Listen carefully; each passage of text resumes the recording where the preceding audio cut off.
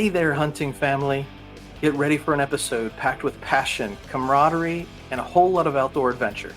Today, we're thrilled to welcome a true trailblazer in the outdoor community, none other than Kris Buchman, founding member of the renowned 3B Outdoors Club.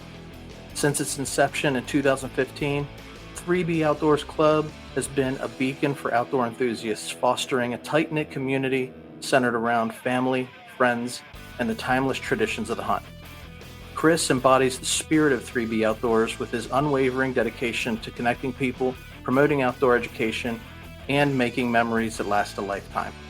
So buckle up and prepare to be inspired as we delve into Kris's journey, the connection between 3B Outdoors and Menser Outdoors, and the exciting new initiatives on the horizon. Buckle up, let's get to it.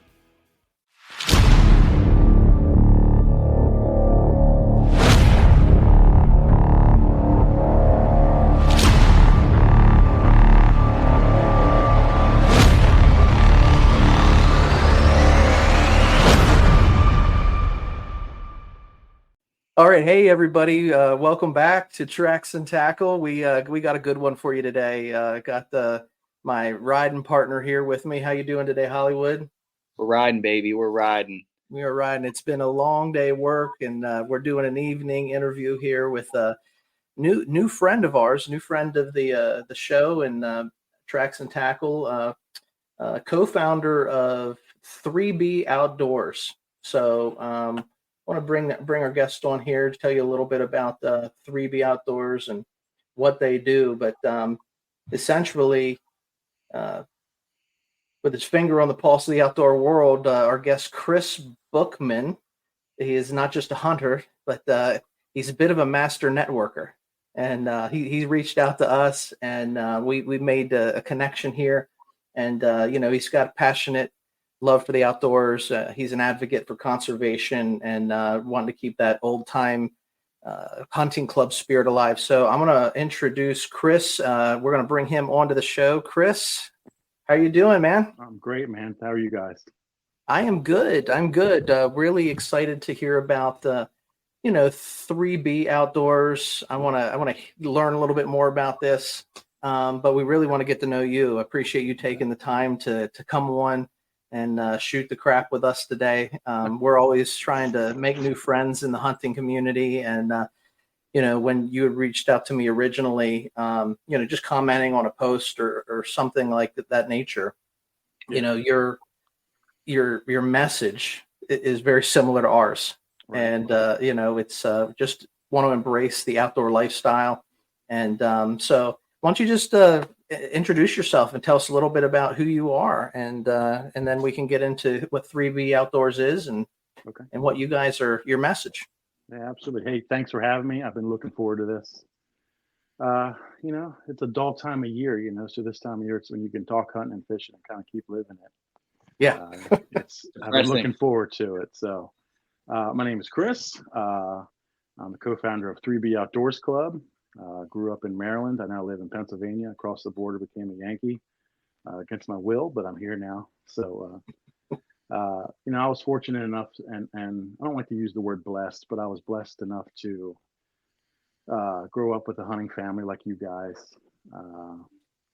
My grandfather was a prominent farmer in Maryland, and we had access to two really nice hunting properties. And we just grew up hunting and fishing and brothers, if I told you how I grew up without any context of the house I lived in and the way me and my little brother grew up, you would think it was the 1950s. My dad actually built a log cabin for us, one of those kits, and we had electric and running water and TV, but we lived in the woods, and all those memes that you see online about, oh, we played outside till the lightning bugs came out, right, and we came in, that was us. That was me and my brother. Fishing for crayfish, fishing. We had a stream in our front yard, squirrels, birds, BB guns, riding bikes all day. We knew to be home at 5 o'clock for dinner when mom made dinner. You want to keep mom happy, right? Yeah, and then we'd go back outside. So, I'm one of the. I do a lot of tech stuff and I do graphics and art and I do stuff on computers, but I'm also like that kid. I've never beat Mario Brothers because we were outside. You know, like we would just do that was just us. You know, baseball, bikes, uh, fishing. You know, just they had a good life, and you don't realize how good you have it until you look back at it. You know, we had it awesome. So Yeah, I think you and I, we were talking, and we're close to the same age. mhm. So like we grew up during the same era, and we had the saying around home, get outside and get the stink blown off of you a Yeah, little bit. yeah, Get outside. But yeah. mom, dad didn't want us hanging around the house all day. They want us to No, go out and play. no, and And it's such a different time, man. And you know, growing up in the 80s and 90s and stuff. I mean, we would play all day and we'd come home and there would just be a note from mom, "Hey, I went to the store," you know, and mhm. I have some funny stories about that since you kind of grew up kind of religious, kind of similar to where I did, where there was a couple times where me and my brother thought the rapture had happened. Yeah, where's my Like, folks? where's mom? You know, we watched all those videos growing up, but no, we were lucky enough to have that, and it kind of parlayed itself and rolled over as I got older, and got into fishing as I got older, and we deer hunted um, growing up, and just like you guys on your podcast, I mean, the first day of rifle season in Maryland was like Christmas Day. Oh You yeah. know, we'd go out and the farm that my grandfather had, the one farm was actually a working farm, and he had a little Morton building, aluminum Hmm. office down there. We'd congregate there in the mornings. They'd have coffee, had a couch, had a shower. We'd go there, pack our lunches, get everything ready to go. I mean, I'm 40. I'm gonna be 42 this year, and my mom still packs me a lunch the first day of rifle season. She uses the leftovers from Thanksgiving dinner, and we all get our special ones. You know, I like dark meat a little bit better, and I don't like Yep. a ton of mayonnaise, and I like the little Debbie English walnut brownies, but my brother likes Swiss cake rolls, and we got our own little Your uh, traditions. yeah, you Hey, know. And it's funny because my dad rolls up.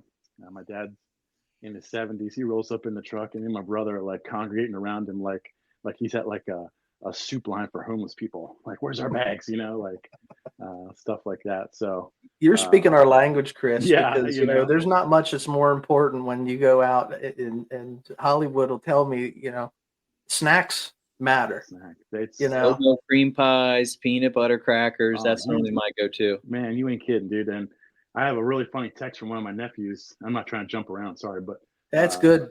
about 2 years ago, we were out the first day of rifle season, and I hunt at the top of a very large hill, and I got up in the tree stand and I'm sitting there. It's not even daylight yet, and I get all settled in, and I felt as I was walking up to my tree stand, I felt my phone go off, and my nephew was at the bottom of the hill, far easier walk, not easy to get in there. He'd probably been there 20 minutes, and again, it's dark, and he goes, "Man, these sandwiches Nanny made are awesome."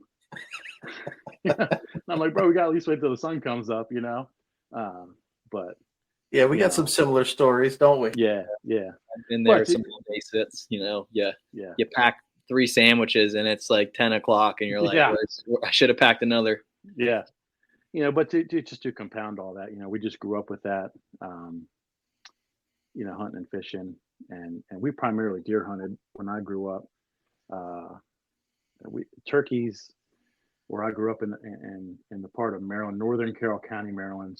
If you ever heard of the middle of nowhere, well, I lived in the middle of everything. Where I grew up, and it's not too far from where you guys are from, just on the Maryland side, but Gettysburg is a half hour away. Baltimore's 45 minutes away. DC's not far. Harrisburg's not far. You know, the Hmm. middle of everything. Yeah.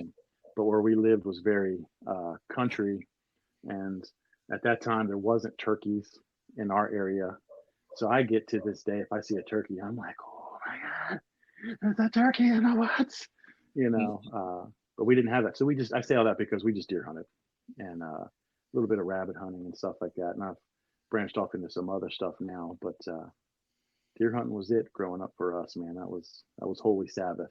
Yeah, yeah, and that opening day is like it's not even the opening day; it's the lead up to the opening day, Right, like that right, week leading up to like yeah, Thanksgiving time. We're eating turkey sandwiches, like you said. yeah, yeah, At our yeah, camp, we had a phrase that we say, a good cameraman brings snacks. yeah, You know, yeah, so if you want a cameraman, like we started filming hunts and just enjoying that piece of it. But you better bring some snacks if you're going to cameraman for me. Oh yeah. Got to contribute, especially if there's not going to be much action. You can at least leave with a full belly. Yeah, sit up there and probably unwrap the loudest wrappers ever invented.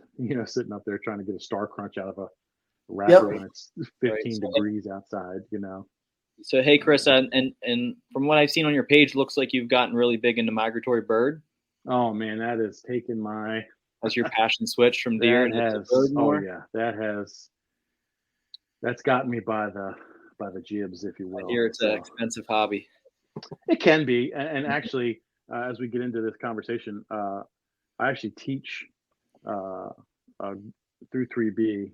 I know I kind of didn't really talk about 3B too much, but through 3B, I met some people that run a group called YHEC. It's called Youth Hunting Education Challenge. It's actually sponsored by the NRA. Mm-hmm. It's like a mix of Boy Scouts and hunter safety kind of put together, where they teach these kids, they're teenagers all the way up until, they're like preteens, 10 or 11, all the way up until maybe 16 or 17. And they do competition shooting, muzzleloader shooting, archery. They do like animal identification, from feathers to skulls to paw prints and stuff. But like what I was saying, and maybe how you guys grew up, these kids didn't grow up doing any type of other hunting. So I met these people and they said they teach these kids about waterfowl hunting. And one of the things that we teach is how actually I compare it to golf, how it is expensive and there is things that you can spend a gobstop of money on. But there's also, especially in Maryland, there's so many free options. There's free places to hunt. You don't have to buy 1,000 decoys. You don't have to buy all the best calls. In fact, I rarely call at all. And if you got a place that the birds are going, just like deer, if you got a place that they're going for food or for shelter, they're going to go there. So you don't need all that stuff. So I say all that again to say, I teach that to kids where, yeah, you can get the Sitka stuff and you can get all the expensive decoys and stuff, and it can be expensive. And some of that's worth it because you are hunting some colder, wetter stuff, but you don't always need all that. So that was a long answer to your question. Sorry. No, it's good. It's good. A couple, when we first started the podcast, I don't know, maybe a year ago, we're approaching a year on our lifespan here. And I was talking to you about, how you can just like show up at a party or a gathering and you don't know anybody there. Right. But it's like there's one other guy wearing a camo hat. Yeah. This guy over here's got the first light symbol or a Yeti hat on or something like that. And you connect with them. And so like I actually, about a year ago, some friends of ours, young couple, they had a birthday party for their 1-year-old. It was their first birthday. And we had a swimming pool at our place. It was summertime. And so they asked if they could host the party at the pool and with a small group of friends. And we had no problems with that. So I'm sitting there, at the picnic, watching the kids swim and play and talking with this other guy. And, he's migratory bird, waterfowl. He's from the West Coast, which is a different fly pattern. Oh, yeah. And start talking to him, and he's got some competition, championships, state champion duck caller in the Northeast or Northwest. I said, man, you got to come on and talk waterfowl with us here a little bit. I'd love to hear that one. Yeah. So you meet people and we sort of just bumped into each other randomly and stuff. But why don't you just tell me a little bit about 3B? Okay.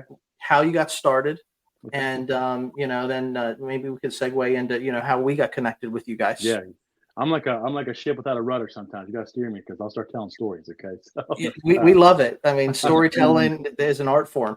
Okay, so 3B started. It was me and two other guys. And spoiler alert, it's not this deep meaning name. It was all our last name started with a B. We started it. We all at the time worked in law enforcement. I still do. But my two guys I worked with started, just had the same thing as us, just had a passion for hunting and fishing and just the outdoors, and just got together. And I think it's still a big thing now, but especially in Maryland, I know there was a Facebook page when Facebook first took off called Maryland Bow Hunters. And it was basically, it's still a cool page, but it was like a bragging page of these monster bucks that were killed all over Maryland with bows. And that's when Facebook was kind of hitting its peak, 2010, 11 to 13, 14. It was kind of at its zenith there, where it was kind of getting really big. So I was like, yeah, why don't we do something like this just with locally, and we have enough friends that we can do it. And we kind of, that was the first goal of it. And we were actually called like the Old Line Hunting Club or Old Line State. I don't even remember. You can find a Facebook page with like the cheap Google fishing Mhm. rod and rifle, like stuff like that. And then to backtrack a little bit, I was in a death metal band for a long time. And I'm actually, if you think about it, I'm not really like, if you saw me, except for maybe a Yeti hat or some stuff, I'm not the guy you're going to pick out at the party to talk to. Yeah, the I'm typical fully redneck right. in the corner. I'm like sleeved out, tattoos. My legs are covered in tattoos. I love all kinds of music, but You at the play an time I was. instrument? Are you a vocal I used guy to or? play the drums, but I did the vocals, and you can't really say I was singing, but I mean it was straight Sure. thrash and death metal, and we got kind of big, and I don't mean not to brag because we just did it for fun, really, but uh, what we did was we had a production company at the time we were in the band, and we had access to two venues that we could book. One of them was a music store, and one of them was an art club. And for that type of music, whether you like it or not, that type of music, it's really, you're playing at bars, you're playing at places that are over 21. Mm-hmm. So your friends and family and little brother, little sister, whoever, even if you're a young band kid playing that music, you can't get access to these venues. So we said, we have access to these two. Let's start putting shows on, and then we'll use it to double dip. I will say, hey, I'm going to book you guys here with us here at our venues. Why don't you get me a show in West Virginia? Why don't you get me a show in Harrisburg? Why don't you get me a show in DC? And we started this huge thing. It was called the CCEMC, Carroll County Extreme Music Corps. And we traded shows, and we met, lifelong friends. It's very similar to the hunting world. I mean, guys that are into that, it's like bikers or guys that play golf or hunting. I mean, that's their life, right? They're Common into it. passion. Right. And I'm lifelong. I still talk to a lot of these people.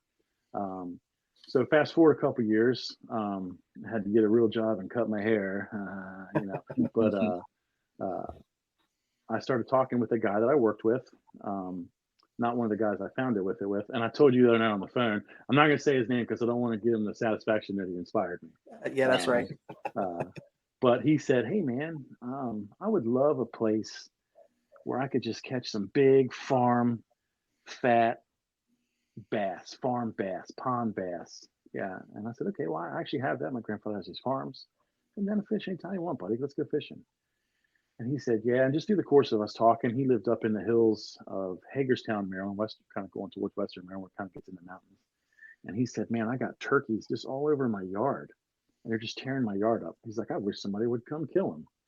And it was like a cartoon, man. I mean, a light bulb goes off in my head. And I'm Sure. like, okay. I could do the same thing I did when we were in the band and with this production company. Why don't I start saying, hey, you come bass fish with me, I'll turkey hunt with you. I want to rabbit hunt. This guy's got acres out here. Let's go rabbit hunting. Let's do a deer drive. And that's how the whole 3B started.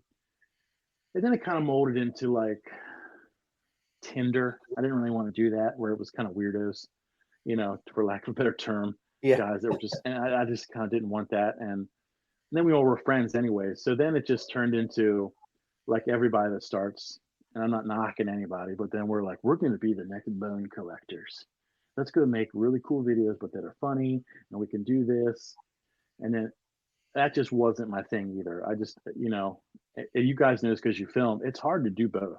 It's hard to focus on putting meat in your freezer or go out there and enjoy maybe your one day off, but then take pictures and then video and do all this stuff. So that kind of went away. And again, I'm not knocking it. If people can do it, great, do your thing. It just wasn't for me. And even in the band and stuff like that, I never wanted it to be a business, even though we got kind of popular at the time. I would get in trouble because I would give our stickers away. I would give our T-shirts away because everyone that you gave a T-shirt to or a sticker to, they would come to the next show. Yeah, they would come to the party. They would come do that. And I said, let's just do that, guys. I don't want to sell stuff. I don't want to make it a business. Let's just make stickers. People want T-shirts. We'll make them for ourselves and anybody that wants them. Let's just make a club. And that's kind of where we're at now. It's not kind of, that is where we're at now. I just want it to be a club. I'm fascinated with, and you guys are lucky enough. And I love listening to your stories about your hunt club. You Yeah. know, well, I didn't grow up with that, and we kind of did, but we didn't got to go away. I love reading and looking at the pictures of these guys that go up to Michigan and the Midwest, where they go to these hunt camps, and the old pictures of the guys in the Sears red flannel and the Woolrich colors and stuff like that. So I said, why don't we fast forward it? Why don't we make it like that? Why don't we have this group of guys that's just and girls that are just super tight? Let's hang out. Let's have fun. Let's bring back traditions. Um, and it's funny because it is on social media, but it's like put the phone down and Yeah. let's go outside. Get You know, outdoors. as I'm typing that on my phone, Yeah. But and then selfishly, it's funny to me too that I made a logo sitting on my toilet on an app on my phone that people put on their trucks. Well, some of the best inventions happen. That's Yeah. that's a time where we get to think Yeah. uninterrupted.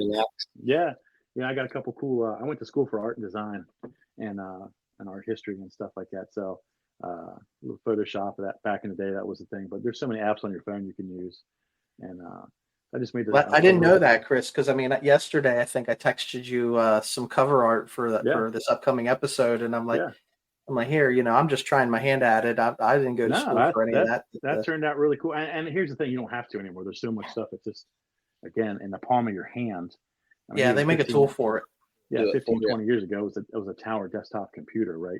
But now it's cool, man. And the Facebook thing never really took off for us. It still has. I might have 400 followers on there, but Instagram took off for me. Mm-hmm. And I'll rant about that for a minute. But like when I first started it, we kind of grew and grew and grew, and then it started going out. And then I hit this thing where I was getting a couple hundred likes every post.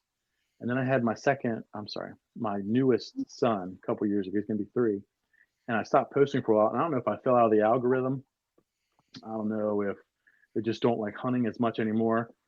I just don't get the likes as I used to get anymore on it. Mm-hmm. But Instagram's our main thing that we use. I like to use it more than Facebook. I just like Instagram. I like pictures. It's relatively, on my end at least, drama free. But I've connected with people more over that. So we have pro staff. I don't pay them or anything like that, but same part thing, of the club though. I mean, that's it. You get to associate. That's your right. And here's the thing: if it could help you, like there's a guy in Canada that's part of our pro staff, and he actually wants to be a professional hunter. So it's like when you go to get a credit card and you have to have credit to get credit. Well, now I have him on my pro staff. I have a legitimate page. I have a legitimate following. He can put that down. That he does this and represents me and has some stuff to represent, and then he can move forward and go from there. So, but again, that's just cool to me that he's got stickers on he's got a huge elk mounted in his house, and there's a 3B sticker on it, and I'm like, dude, I made that on my pooper. Yeah. Awesome. But I'm about if you guys couldn't tell, I'm about having a good time and laughing and telling stories. And well, that's it. I mean, and I think you had you connected with me, through social media, and then we find out we only live so far away from one another. Right. Like, you're pretty close to where I grew up, and I'm like, all right, man, we got a local guy here that has a similar passion, and we started trading stories, and so we've been really excited to have you come on and talk about the sort of the heart behind what you guys are doing with 3B Outdoors. Very similar to what we're doing, because we're not selling anything. We're just having a good time. We're making memories, and we're on Instagram, we're on YouTube, and we're almost we're watching to see, one video will hit one place. Right. And take off, and then another video will hit the other place, and it'll take off. And I don't know the rhyme or reason to it, and I'm not trying to figure it out. We're just having a good time, and it's an excuse for us to get together and hang out. That's the big thing, because we're making memories. Right. I can't figure out either. I posted a video of my son like slow-mo casting a fishing rod with some algae on. I put some metal music to it, and I got like 8,000 views. And I got it's the simplest thing. And I got these awesome videos that I think is awesome of like the duck dog bringing this duck back through the fog. And I mean, it's like this epic thing. And I might get like 200. Or I made my brother-in-law is a welder, and he made us like this treble hook too. We hunt on this one stream river where we can throw it and get our decoys back. I just did a slow motion video and I put some Hatebreed music behind it. And I got like 10,000 views on it. I'm like, what? Like, that's just my front yard. Just me being a giant kid, you know.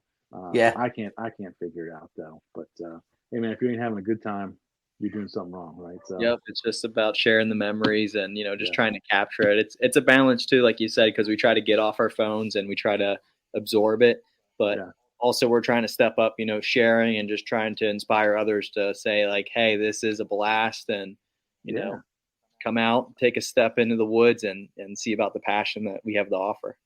Oh man, there's nothing. I've done some cool stuff and seen some cool things, man, but there's nothing like watching the sun come up on a cold morning, in the woods. As sappy and hallmarky as that sounds, or the warmth, and you can't describe it, the spiritual warmth that you get when that sun hits you and it's cold outside. Yep. Oh yeah. And Pictures and videos don't do justice either. You can't, and Right. it's just there's nothing that beats it, and that's what we're about, man. Taking pictures, sharing traditions. I love old school stuff. So that's what we're about, man. My grandfather in the farm I told you guys about, he had like one of those plywood, like press wood doors. You could probably put your finger through it if you push hard enough. But he had from floor to ceiling was Polaroids of us with deer and him with deer. And Yeah. that's just cool, man. My wife Yeah. actually for Christmas got me a Polaroid camera, and I've been taking pictures and stuff with it. Well, I mean, that's sort of, what connected me to your story when we started talking was, trying to keep that old school feeling alive, even in this day and age where everything is social media and, digitized and things like that. I know whenever we started, whenever I was, 12 years old to 14 years old, going out and, getting some of my first harvests, my older brother, he was the one that would try to document it, and back then we didn't always document our harvests as far as a photograph goes, but we tried to, even if it was after the fact when we got it back home, it's on the tailgate, we're trying to take a picture because he was trying to document and capture that, and now here we are, fast forward, 30 years later, and I'm recording everybody on the phone. I'm out in the woods, but I'm taking pictures and I'm catching video, and I'll edit it down and do something with it or whatever. But we're just documenting our hunt a different way. But the main point is always still the main point. Like we want to enjoy being outdoors.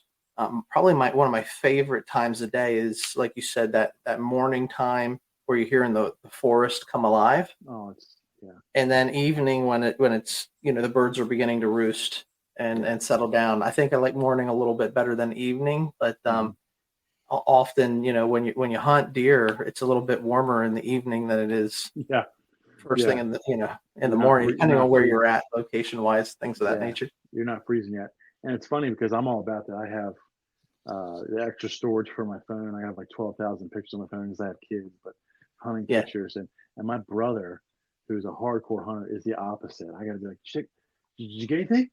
Did you take any pictures? And he'll be like, hold on, and he'll go put his coat back on or something like that, and he'll go outside. Let me stage a photo op here. Yeah, and it's actually funny because he, not this past hunting season, but the season before, he killed a just hammer buck. And Maryland has an early muzzleloader season. I'm not sure if Pennsylvania does. In October, when the rut's really going on in Maryland, and he killed. I mean, it looks like something from a magazine. Just this deer, and the picture he sends me, he's in like a dirty wife beater and like messed up shorts, and I'm like, this is the picture. Like I would take a picture to hang on the walls, or like so my kids could have one day. I'm like, this is the one you chose, bro. Book of a lifetime. Right. But Yeah, man. I don't know. I meant to ask you guys this. Growing up in Pennsylvania, because I didn't grow up here, and I don't really deer hunt up here now. When you were kids, did they have check stations up here where you had to take the deer when you killed it, or was it all through the phone or mail and stuff? Yeah, no, it wasn't growing up. I mean, we didn't really have to check deer until till like CWD became a Yeah. thing, Okay. and then they started to like break off certain sections of the state where Okay. you can't transport the deer from anything with the spine or the head, Okay. from one part of the state or across state lines, and that's become a thing. Yeah. um, in the past, in the recent years. But like, growing up, it was mail in your tag, call in your tag, Okay. and that's certainly how we handled things. Yeah. Growing up for us, it was really cool because they had check stations. So you'd have to get your deer, and what most people would do is they would check it in on the way home. But my Hmm. dad would always come home and get us first if we didn't go with him as little kids. And you're piling in the truck, and he had one of the, late '80s, early '90s box F-250 Ford trucks. Everybody wishes they had now. And Yeah. we drive around and show people. And I mean, my dad killed deer all the time, and it wasn't like it was a rare thing. But we would drive to my grandmother's house, then we'd go to my other grandmother's house, then this guy's house, and you go to the check station. There's your cousins, or there's this guy, and who got the biggest buck, or Dad was sure he got the biggest one, and my brother Josh thought he got the biggest one, but sure enough, there's going to be a way bigger one there, and there's always going to be a way smaller one there. So that was Hmm. something really cool, and Maryland did away with that, but it was always this really cool thing that, as a kid, I guess maybe subtly inspired me to bring the club kind of thing back. Because people would be there drinking coffee. I don't want to say tailgating, It's the but it's kind of proverbial water cooler, where well, everybody's yeah, that's swapping what it was. stories. And Yeah, and the one place that was down there where I grew up was actually a taxidermist too. So you could also go in there, and not only were people checking deer and they were weighing deer hanging up on the scales, but you could see the mounts, you could see different things, and it was just cool. It was just this really cool. And if you were a little kid, these guys would shake your hand if you killed a deer. They'd see the blood on your face. It was just this cool. I'm one of the guys now. I yeah, don't even know this guy, and he's, yeah, fist bumping me or shaking my hand, hurting my hand. He shook my hand so hard it hurt, and and stuff like that. But you were the cool guy then, So yeah, it's like a I, mutual respect of amongst outdoorsmen. yeah, And so we celebrate one another's successes. right, I mean, we still have that. Like I said, with CWD, things are different up here. hmm Um, but I mean, the check stations were really big. Like with bear, like in bear season, yeah, I've heard you that. got to Yeah, check your bear, yeah, and depending on what day of the week and how many people were around, you might go in there and there might be a bunch of guys, and you might go show up and not so many guys. But right. the amount of hunters today versus back 20, 30 years ago even is Right. decreased, it seems. Well, and then honestly, to roll into the next thing, why I'm into waterfowl hunting so much is where I live, and outside of my brothers and our family, they're not nice. People that deer hunt aren't nice anymore. I mean, they Hmm. might be at the club setting, or the guy at the party, like you're saying, but nobody wants to share their buck or tell you the story where they got it. Properties at a prime, I get that. Yep. Hunting spaces are prime locations. Nobody wants to do that. So they don't. It's like this weird area, and everyone's judgy.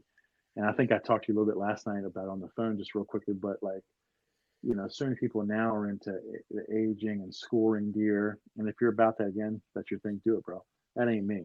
That ain't me. I'm shooting the first thing I see usually, unless it has spots. And if I don't have a lot of meat in the freezer, I'm shooting that one too sometimes. Just kidding. But Crock seriously, pot deer, right? yeah, uh, they're so tender. You can't help it, Yeah. But no, I will. If I see a group of deer, I'm going to shoot the biggest one I see, and if I know there's a big buck on the property, that's going to be our target buck. Stuff like that. But we eat them. I have 5 kids.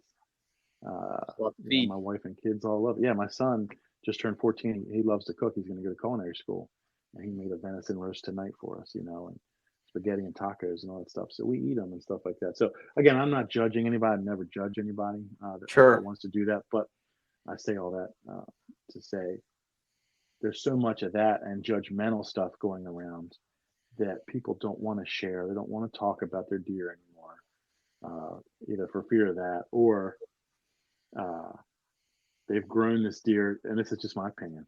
They've grown this deer so much that it's basically a cow that they had on the farm. Mm-hmm. That came to this feeder. They've named it. They've been watching this deer for uh, 4 or 5 years. I don't want to say it's tame because it's not, but to me, that's not my thing. If you want to do it, all tides make all the boats rise. Do your thing. But what drew me to waterfowl hunting was the opposite. That was the camaraderie. The people that were like, "Come on with us. We're killing ducks over here. Come out with us." And just the brotherhood of that. And I don't know if you can tell from me talking right now, you don't have to be quiet. You can Yeah. sit there and laugh with your brothers or laugh with your boys, and you see the ducks and you get quiet and you don't move, but you're eating snacks, That's just like it. I was talking to a friend earlier today, and we were talking about turkeys, and turkey hunting versus deer hunting in the fall, and like with a deer, you don't know if there's another deer in the next hull over, but when you hear that gobble, you can get excited, and birds will do that. Birds are, you get that audio. You can sit and in the blind and you can, shoot the breeze and have a good time. But, when you hear activity or you see them, you stop, you get still, and it's time to play. Yeah. Right. Yeah. And it's just kind of going back to some stuff earlier, duck hunting is, it's easy to take a kid fishing because you can go to Walmart and get fishing stuff and you can go to any local pond and go. And duck hunting is a similar thing to me because it's so easy to sit in a blind with a kid that maybe can't sit still. But once they get outside and you say, "Hey, look up, here's the ducks." They're into it then, and you can take your kids, you can take your young kids, sit in the blind, and we'll take little buddy propane heaters with us. We'll take uh, stuff like that to keep warm and stuff like that. And I have 3 sons, uh, 2 that are teenagers, and they're just into it, man. They're just into it, and it's just the social aspect of that, and being able to laugh and have a good time, and that's what you almost look forward to more than killing the duck is just laughing and cutting up, So I think it's awesome. You see these videos of people that have their decked out bunkers and they're making breakfast sandwiches for everybody, and like you said, they're all talking. But Kris, you touched on it a little bit here of tradition and how it impacted you, growing up as a young adult. But what are you doing for your kids to pass that down and instill passion and maybe even future traditions down the road? So we go every year, me and a couple buddies, friends, probably maybe like you guys have, that are not blood relatives. My brother does go with me, my little brother. But I have 2 guys that one that I work with and one of the co-founders that I started 3B with. We go into Assateague, Maryland, Eastern Shore, and we do a duck hunt every November. And again, just bringing that kind of feel back of there's so much tradition down there of just that Maryland's Eastern Shore and the ocean and stuff, hunting and stuff like that. But going in there every year and hanging out, and we all pile in one truck, we're just laughing and cutting up. So building that thing that our kids and then my friends that have kids can build upon and keep going with is all about. I keep a log book of what I hunt, and I got my son's log books for when they go. And my oldest boy is 14, and he killed his first buck this year, and his first duck, and his first goose this year, and he is just full on hooked into it now. Oh wow! That's all it takes. Full action. Yeah, he's just into it, but he's also like, I think he likes going to Wawa or Popeyes or Chick-fil-A and getting milkshakes at night because it's just the guys. Yeah. And we're just doing that. And again, he's a kid, but he's accepted in the tribe. Yeah. I don't know how it is for like young girls. I'm sure it's the same. We're guys, so like we haven't experienced that, but it is like when you're coming of age, and you get accepted into the tribe. Yeah.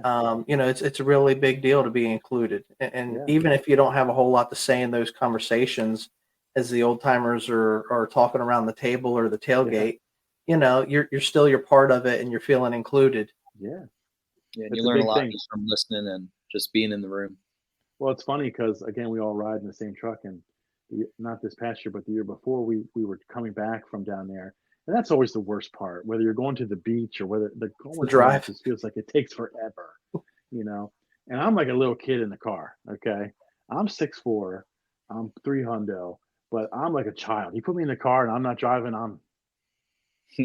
And Well, me that and my passes little the time too. yeah. So me and my little brother are in the back of this car, and we're just out. I mean, head swinging out. And my son was up front with my best friends, and they're just talking like their father and son are best friends, and just that means the world to me, but it also means the world to my son that I'm sitting Sure. in the front seat of the truck with this guy, and we're talking and laughing. I'm one of the guys, and they're throwing stuff at us as we're sleeping, and stuff like that. But now traditions, that's a big tradition for us. Again, the first day of rifle season is a big deal with us where we go out. And my one son does not, my second oldest son, he's 12, he's going to be 13. He does not like the cold. So a lot of times I'll go out in the morning for the first day and Who I'll come does? back and get him and stuff like that. But just stuff like that, fishing, just going out hiking. Um, I live near Cadora State Park in Pennsylvania, Long Arm, You got a which is lot of good there's hiking and boating if you got that sort of thing. yeah. Cadorus is it's an awesome Yeah. park. Hey, listen, man. Well, I don't know if you guys know this, you can duck hunt there. And we have killed, I mean, the gamut of ducks out there. And it's literally one of the launches is 7 minutes from my house.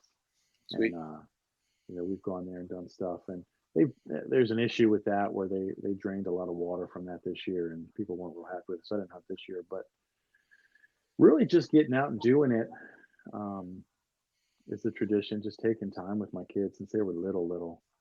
Just taking time and taking pictures, and at the end of the year I print pictures out and we put photo albums together, and just make it fun, getting snacks, going to Sheets or Turkey Hill, and getting our stuff. I don't know if you can hear my one kid running through the hallway now, but that's a tradition. Just again, let's go get some chocolate milks, and I don't care, mom's not here, so we're going to go to Turkey Hill at 5:30 in the morning, and you can have whatever you want. Yeah, yeah, My oldest son's very sensible. He might get a Dr. Pepper, but he's going to get, okay, I want this and I want this and maybe some beef jerky. And my other son's like, okay, I want the biggest Hershey bar you have. I want all the donuts and I want some Sour Patch Kids. yeah. The rules are different when mom's not around, Yeah, without a doubt. yeah. So, that's the biggest thing for me is just getting them out there and sharing that, just making memories. And Well, that's what we're all about, is yeah, is capturing the memories. yeah, We just did a show with my one cousin who I grew up with, and we just started telling stories, and you yeah, know, Hollywood's heard these stories for years, Some but I, he's some never. I haven't heard either too. I learned yeah, some more.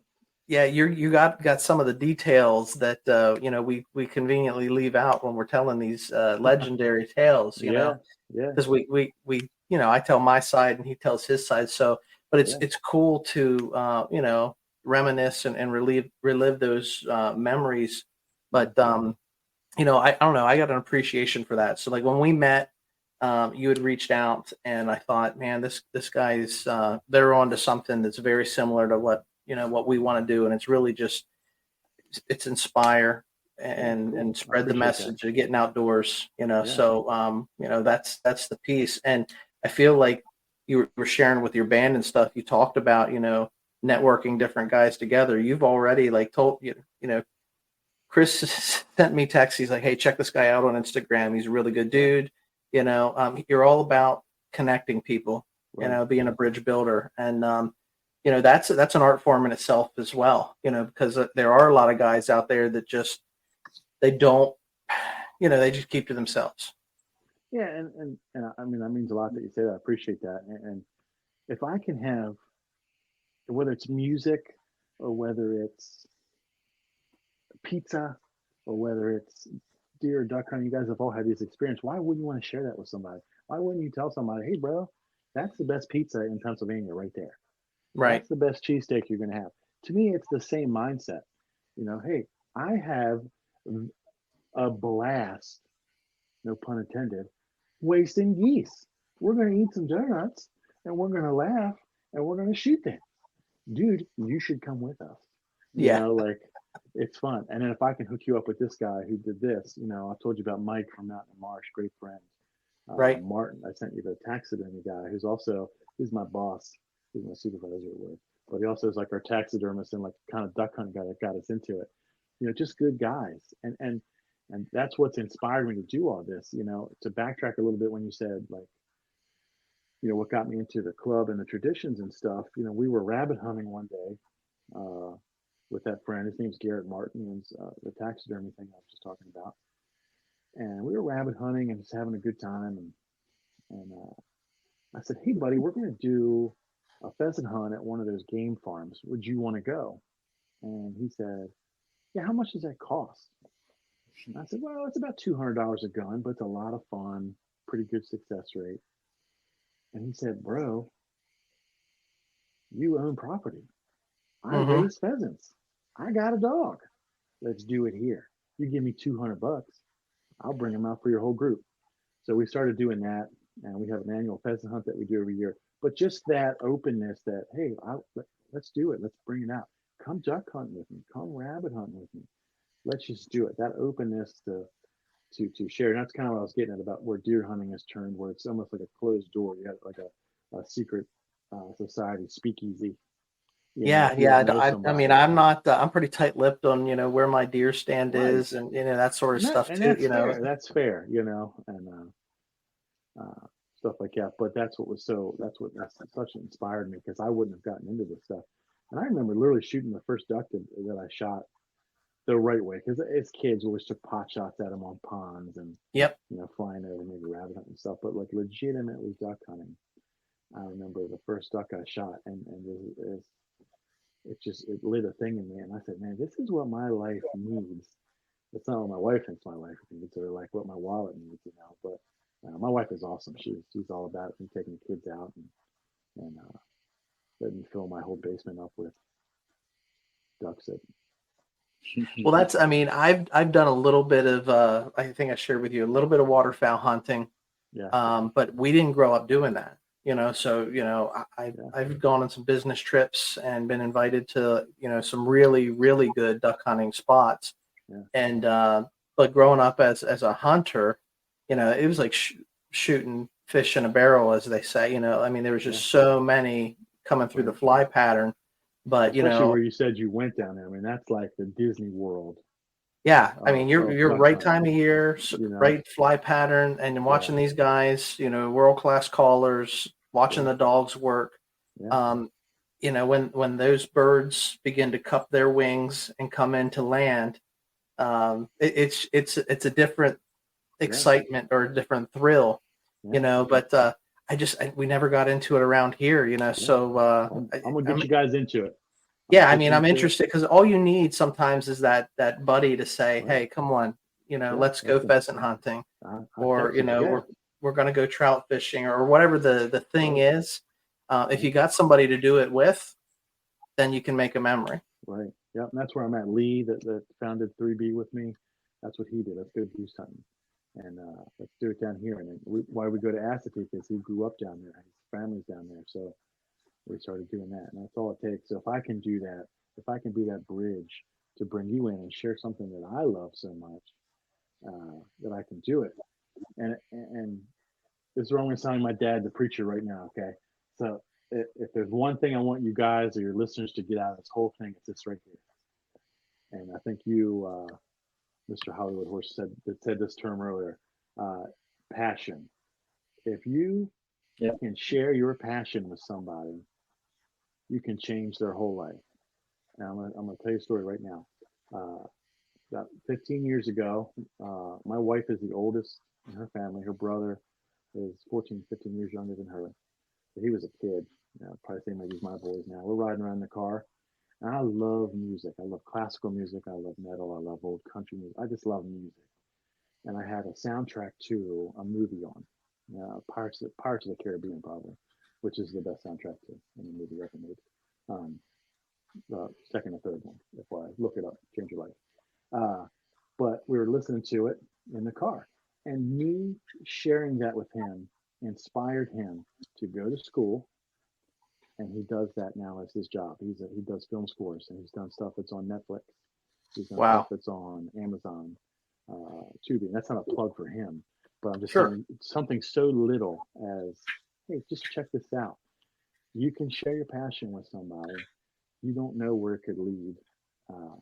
Just down the road, it could save somebody's life. I mean, there's people that have duck hunting and turkey hunting and fishing has saved their lives. One of the links I sent you was a guy that owns a fishing company in Maryland. They do snakehead fishing. And what he does is his friends, he doesn't do this as his job. He actually sells and manufactures his lures, but his group of friends, they help guys that are from Baltimore City recovering from drugs and alcohol, and they use fishing as that tool to replace that addiction. Yeah. Yeah, there's a lot of worse addictions out there than, wanting to spend more time outside. I don't know how much of them are cheaper than drugs, but like, stuff like that. But like I said, if you guys do anything like that, it's share that passion and extend the hand. Come out with us. Let's have a good time. And then you might get something in return. I mean, I don't mean that selfishly, but you might get a guy that says, "Hey, come fishing with us. Come shoot a turkey with it," and stuff like that. So that's what I'm all about. I don't want to make money. I just want to hang out and meet guys like you. I'll let you inside the vest here a little bit, Kris, as we get to know each other and we talk a little bit, but you're saying you have a a love for all kinds of music and all kinds of just different genres and things like that. But back in the day before cell phones, we did mix in walkie-talkies when we did driving and we were hunting and things, and we need to communicate. Certainly when you're really, really out, out in the deep timber. But now we have cell phones, and I spend a lot of my time when I'm in the tree stand, texting with my hunting buddy here. And we're always throwing songs back and forth to one another, because you're sitting in the tree stand and you get a tune stuck in your head. Oh man, you got to pre-plan sometimes when you're driving, because you don't want to get the worst thing stuck in your head as you're sitting there all day. Well, what we'll do is, sometimes what I'll do is I'll send a text, and I got the tune in my head, but I'm changing the words to that song. And I'm sending it over and seeing if my hunting partner can name that tune, and he does the same, So we've got a pretty good thread, a text thread of different song. But I mean, it's an appreciation, and it helps pass the time too. So I'll whisper sometimes as we're walking to our tree stands.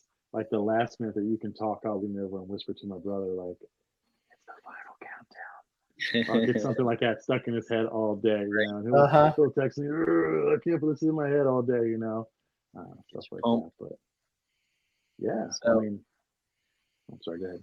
No, so I was just going to touch into, you talked about passion and, sharing that with others and giving to others. And Ron put me on here and shared with me about the game dinner that 4B is going to host. And I just think that attests to, what you guys represent and what you represent as, the human that you are. But if you just want to talk to our listeners about that a little bit and just share some details and promote it. Yeah, so this is our second one. It's going to be Sunday, April 14th at 5:30. Again, my dad's a preacher. He has a small church in Hanover, Pennsylvania. It's the second one we're doing. We did one last year. It was really good. About 75, 80 people came out to it. Totally free. Lots of game and typical stuff you'd expect from that. Some not so typical stuff like that. I think we had some roast beaver there last year, which is exquisite. I'm not even being funny. If you ever there's not much. I mean, beaver tail, man. It was good. But we also make hot dogs and stuff like that. So again, Sunday, April 14th, 5:30. We're doing our second one. Again, it's free. Come on out. We're doing this one like kind of cookout style. It's going to be indoors, but just burgers, dogs, sloppy joes, all kinds of salads and stuff like that. All kinds of desserts. And come on out, man. Meet some people, hang out, and we do a bunch of giveaways and stuff like that.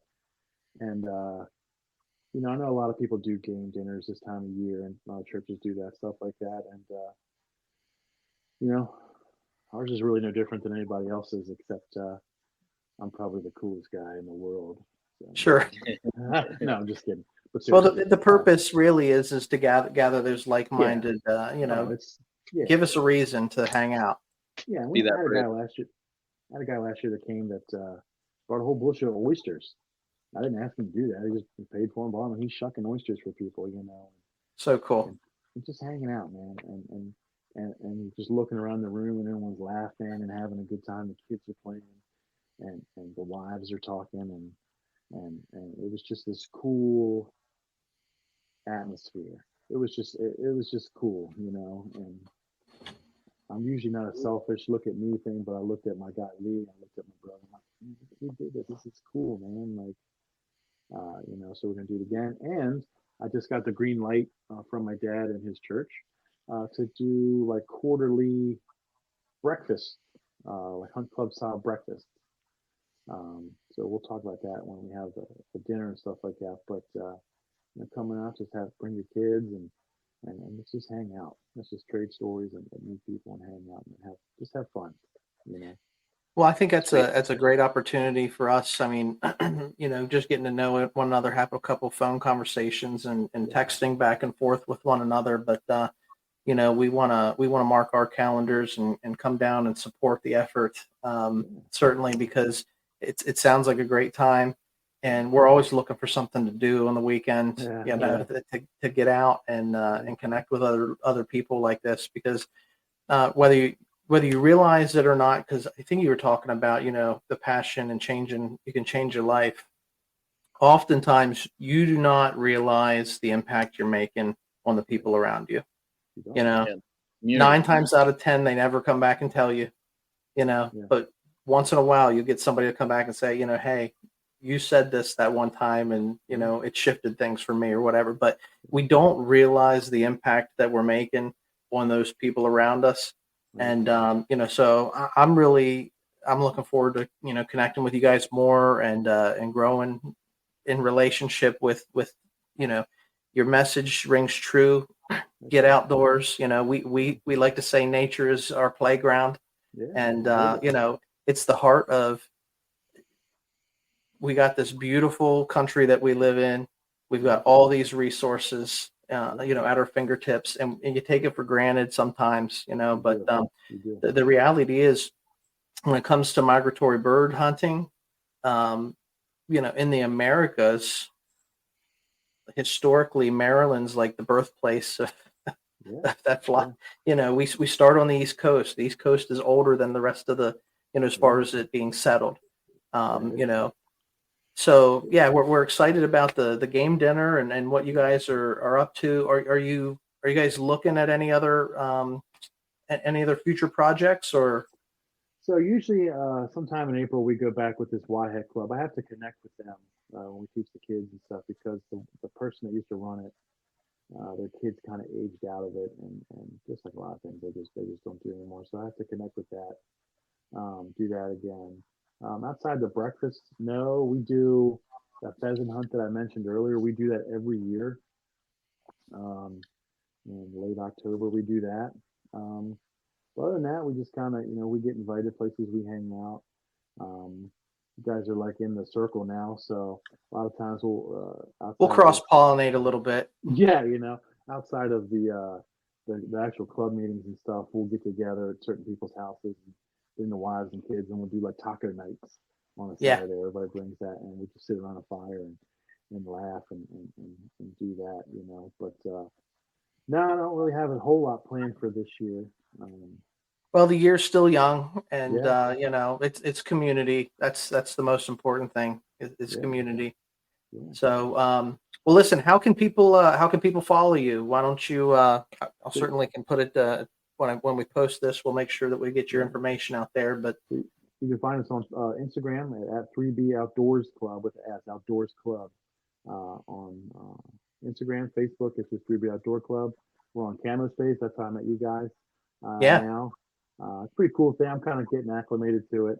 Um, it's a pretty cool page though. Um, and people can message me if you guys want free stickers. Message me. I'll send them to you guys. Um, you can shoot me an email or message on there. Um, but yeah, that's what we're looking for, man. Reach out, give us a shout.